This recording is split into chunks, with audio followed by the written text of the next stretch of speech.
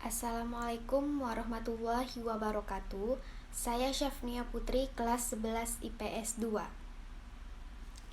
Di sini saya akan menjelaskan masing-masing posisi dari pemain bola basket serta tugas dari para pemain tersebut.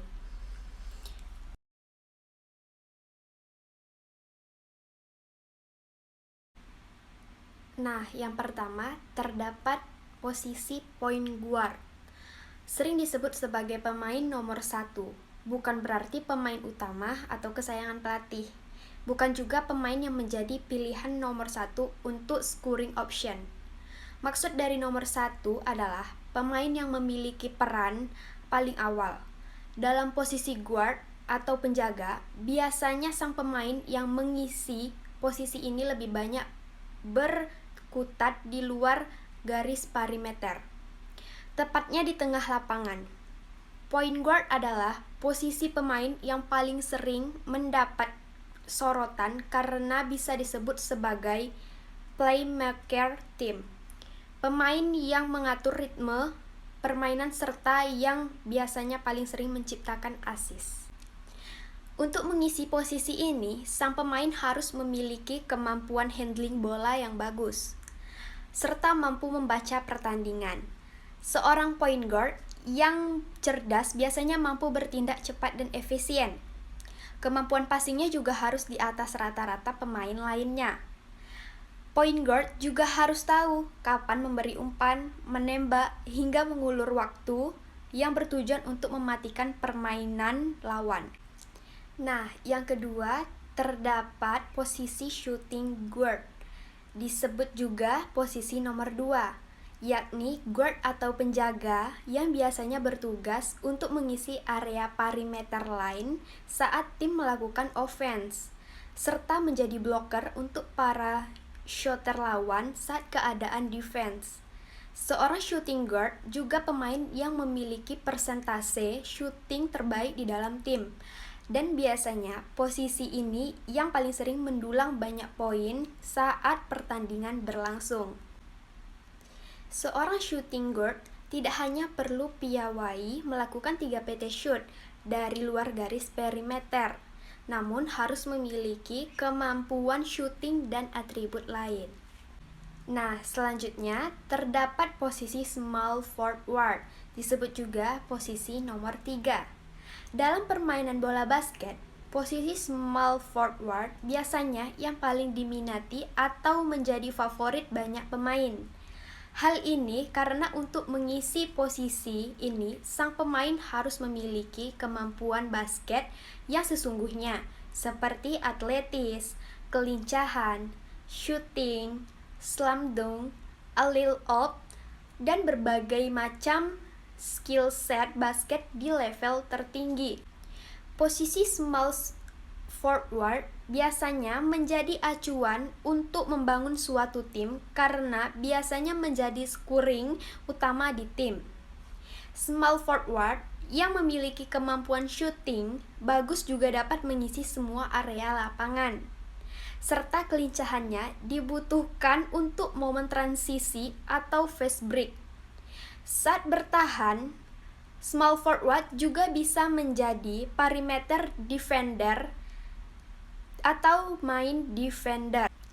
Di NBA, posisi ini diperankan oleh pemain-pemain terbaik yang memiliki insting mencetak angka yang sangat tinggi.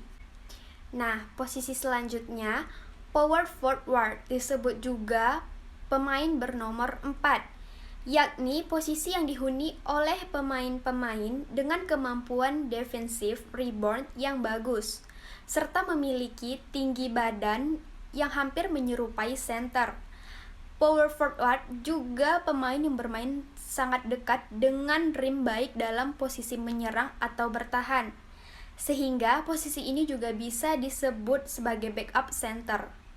Perbedaan utamanya adalah skill pemain power forward biasanya lebih komplit serta gerakannya lebih lincah serta memiliki shooting yang bagus. Tinggi rata-rata untuk mengisi posisi ini biasanya 198 hingga 210 cm di NBA.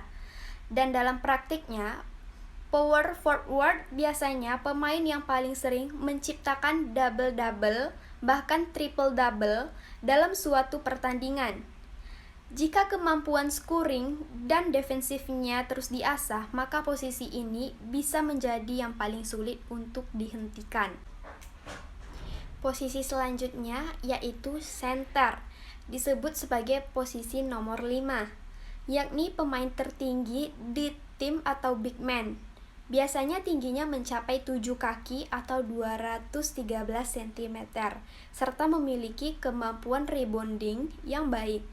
Center juga menjadi pemain yang paling sering terlibat dalam permainan pick and roll dengan guard atau forward. Di NBA, fungsi center juga sudah makin kompleks. Dia adalah pemain yang bertugas sebagai rim protector, shot blocker, dan yang paling bertanggung jawab untuk sektor defense. Sebagai pemain tertinggi, seorang center juga bisa menjadi pemantul atau sekaligus menjadi finisher untuk tim. Presentase shooting center biasanya paling tinggi karena selalu bermain di bawah ring dan close range.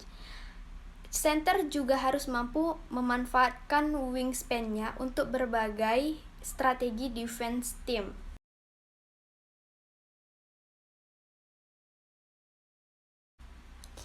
Nah, selanjutnya di sini saya akan menjelaskan istilah-istilah pelanggaran yang ada dalam permainan bola basket. Nah, yang pertama di sini terdapat personal foul. Personal foul adalah pelanggaran perorangan. Menurut peraturan Federasi Bola Basket Internasional atau FIBA, maksimal foul bagi seorang pemain dalam pertandingan bola basket adalah 4 kali. Pemain tersebut akan dikeluarkan jika sudah mencapai foul kelima.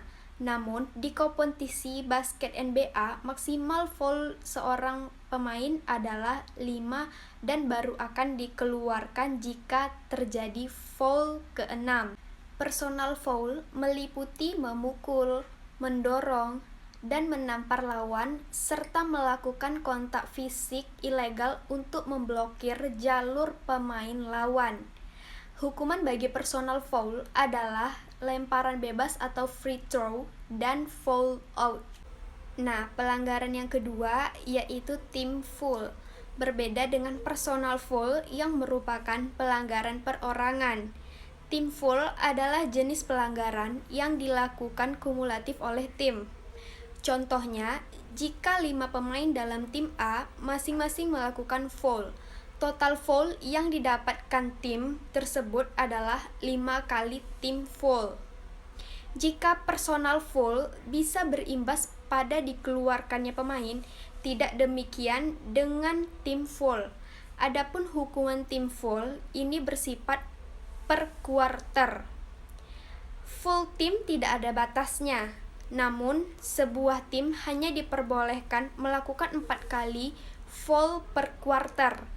Jika terjadi tim full kelima, tim lawan akan mendapatkan kemparan bebas atau free throw. Nah, yang ketiga terdapat pelanggaran technical foul.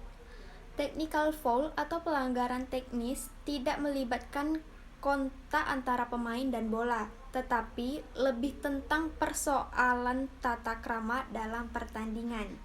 Seorang pemain atau pelatih bisa saja melakukan technical foul.